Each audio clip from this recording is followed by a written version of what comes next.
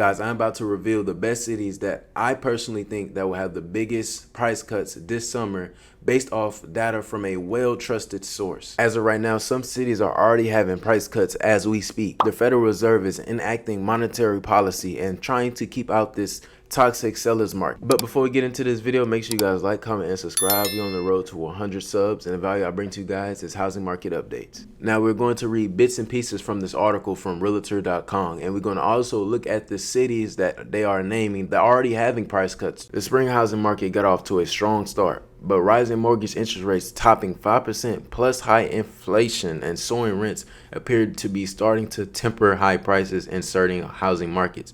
To be clear, overall affordability still remains a challenge. Many would-be buyers are being priced out of home ownership as higher mortgage rates mean more expensive monthly housing payments.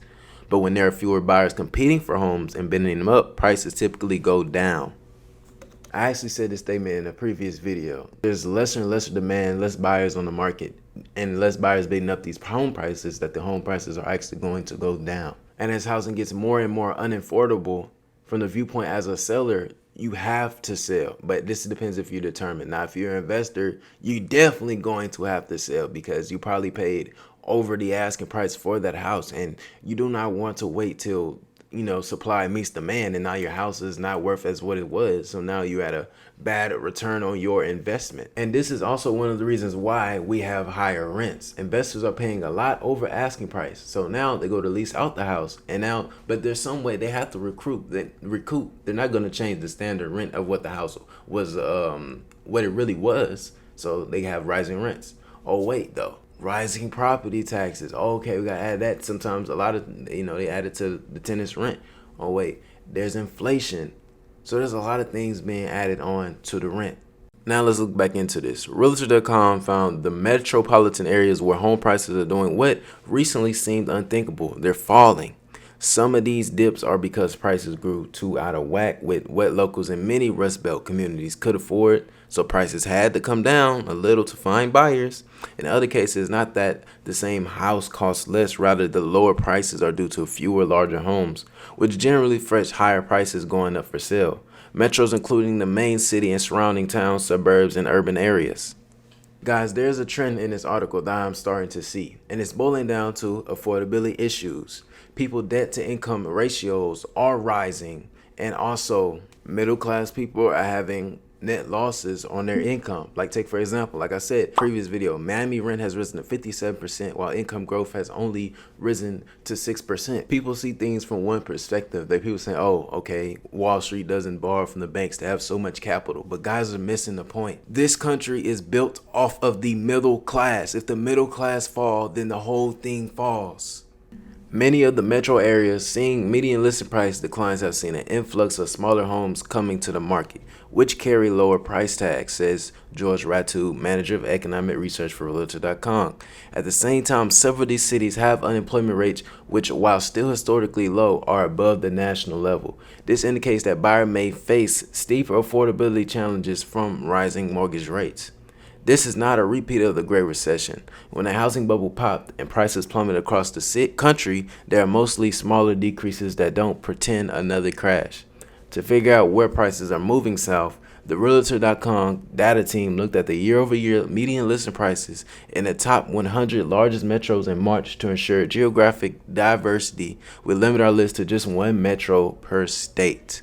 Now guys, they did mention something about unemployment rate, which granted is higher than national average, but when rising rates are happening, that means these bigger corporations are not able to borrow as much money as they once were before. So that means if less corporations are borrowing less money, people are going to get laid off because they can't, afford to pay as much workers as they once were. Now let's look at the cities that are having the biggest price cuts, and I think will have even more price cuts this summer. Now guys, this first one with the biggest listing price change is Toledo, Ohio, with a median listing price of $115,000. Toledo has had some of the not great luck most Rust Belt cities have experienced over the past few decades. The city already had major job losses in the 2008 recession, then the closure of the Jeep Cherokee plant 10 years later, which put 3,700 more workers out of a job. Builders stopped building homes. By the time a new Jeep Gladiator plant opened in 2019, there was a huge lack of homes on the market, which caused home prices to go up. While bidding wars are still common, it seems prices are starting to cool down. Unemployment is higher in Toledo than in the rest of the United States. So home prices can only go so high before residents get priced out. You hear that, guys? Home prices can only go so high before residents are priced out. That actually stands for a lot of places. Like, guys, we see California, a lot of people are moving out from there. We see New York, a lot of people moving down to these lower Sunbelt cities. Eventually, these home prices are going to have to come down. You know, California is basically always going to be high, pretty high. And, you know, New York is actually having a pretty decent price cut as well, though. Speaking of which, number 2 is Rochester, New York. I feel like it's Rochester, but I feel like it's more so Rochester. But the median listing price is roughly $150,000, and the median listing price change is down to 17%. Now, guys, let's look at Detroit. The median listing price is $75,000, and the median listing price change is negative 15.4%. And you guys can see, meanwhile, the number of new listings has increased by 6.7% year over year in March. According to Realtor.com, that means buyers don't have to bid quite so high when there are more options available, guys. I actually preach that a lot too.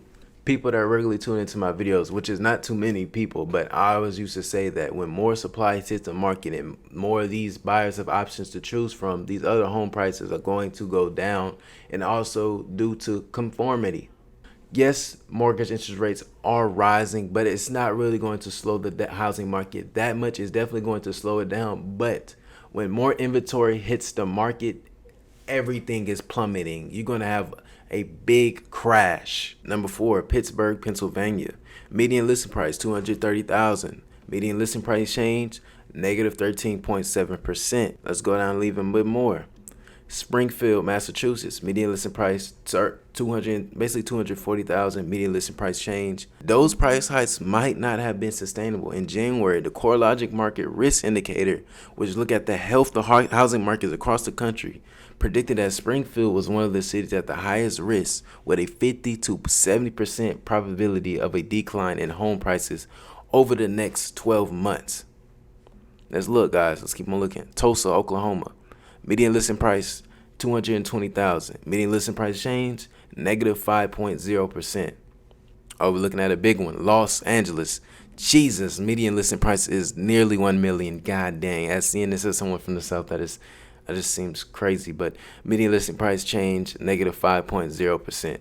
It says, given that home prices in Los Angeles are already so unreachable for so many buyers, the hike in interest rates has forced a lot of wannabe homeowners out of the market. However, the further out buyers go from the Los Angeles basin, the more inventory has grown and home prices have at least flattened a bit. And this person said, I'm seeing a lot of contract cancellations by the time interest rates have been locked into place, says Raphael.